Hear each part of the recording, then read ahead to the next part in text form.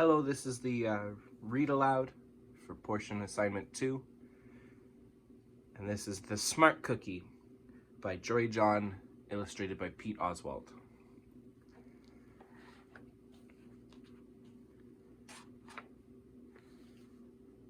Here we can see lots of different designs and schooling. Looks like the theme here. Greetings, I'm a cookie. I live in a bakery on a street corner near a river. Come on in. I like that it's called Sweet Street. Welcome to our little community. It's a warm and supportive place to spend some time. Pretty fantastic, eh? These days, life is sweet, but my journey wasn't always a cakewalk. When I was younger, I couldn't have imagined fitting in here. For a long time, I didn't feel comfortable speaking up or sharing my ideas. I didn't feel like a smart cookie. I wanted to be a cookie who knew all the answers, a cookie who felt confident in a group, a cookie who said, "Aha!" when solving a puzzle. Like this, "Aha!" Looking back, I had some trouble in my early days.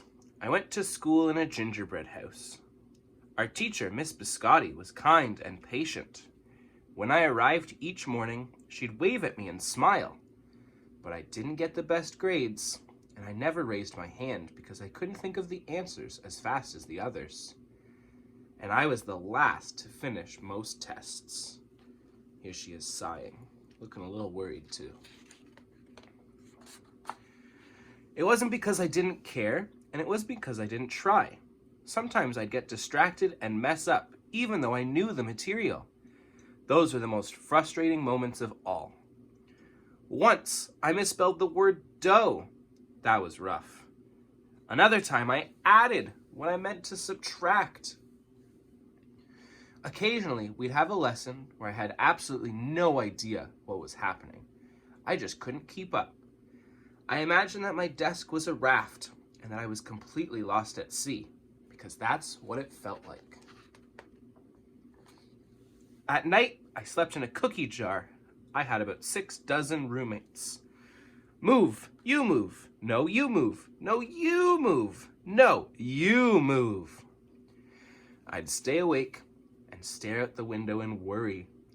And it went this way day after day after day. But then something happened that changed everything. It all started with a homework assignment. Miss Biscotti requested our attention one afternoon. Tonight, I would like you to create something completely original, she announced. It can be anything you want. Please bring it to class tomorrow. That was it. There were no further instructions. Miss Biscotti winked at me as I gathered my belongings. I felt like I had 1,000,000 butterflies in my stomach. Create anything? Something original? Due tomorrow? Gulp. When I got home, I immediately went to work. At first, I tried a cooking project. The results were half-baked. Next, I tried to hammer and nail something. It splintered immediately. Then I tried making a sculpture. It was a complete bust. I wonder if I was about to fail yet another assignment. I was stuck. I stared out the window and watched the rain hit the river. There was something mesmerizing about the water, how it moved in such a chaotic way, swirling around and around, yet ultimately figuring out exactly where it needed to go. Aha! Suddenly I had an idea. I decided to write something original. A poem. I came up with a title based on how I'd been feeling. My Crummy Days. After that, the rest of it seemed to fall into place. I wrote and I wrote. I lost track of time. An hour went by in a flash. Aha! I said when I was finished. I couldn't sleep that night, but it wasn't because I was worried. It was because I was excited. I felt like I had really accomplished something. I felt smart. The following day, Miss Biscotti asked for volunteers to share what we'd created. One kid showed off his original frosting art. Another kid revealed her sprinkle distribution machine. It was neat seeing how everyone was good at such different things. This croissant's doing chemistry. Finally, Miss Biscotti turned to me. Would you like to share anything, she asked. Gulp, I gulped. I thought I'd probably crumble under the pressure. But I made my way to the front of the classroom. I noticed my hands were shaking. My mouth went dry.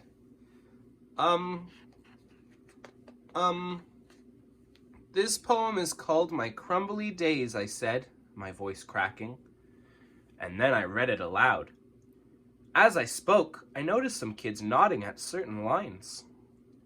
Other kids laughed at parts that were supposed to be funny.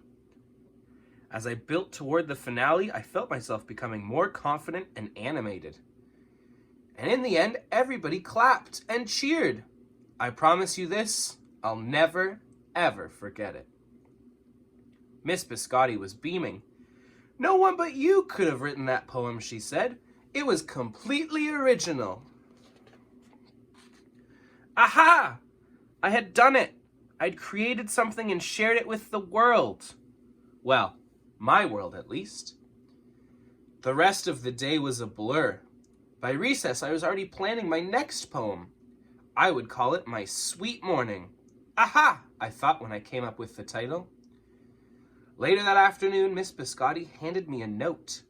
It said that I should keep on writing no matter what. That meant so much to me. School was a bit different after that. I wasn't so scared to raise my hand or ask a question, or share my work. Sure, some things still didn't come as easily for me as they do for others. But now I know that you can be smart in many different ways. You don't have to have the answers to every question or suddenly be great at everything all at once. You just need a chance to try all kinds of things, to find out who you are and what you like to do. As for me, I learned that I can write and I can think up great ideas. And I've found plenty of other things I'm good at too. I no longer feel lost at sea. It's more like floating down a river, and the best part is there's always more to learn. Because we are all smart cookies. And everybody's saying, aha.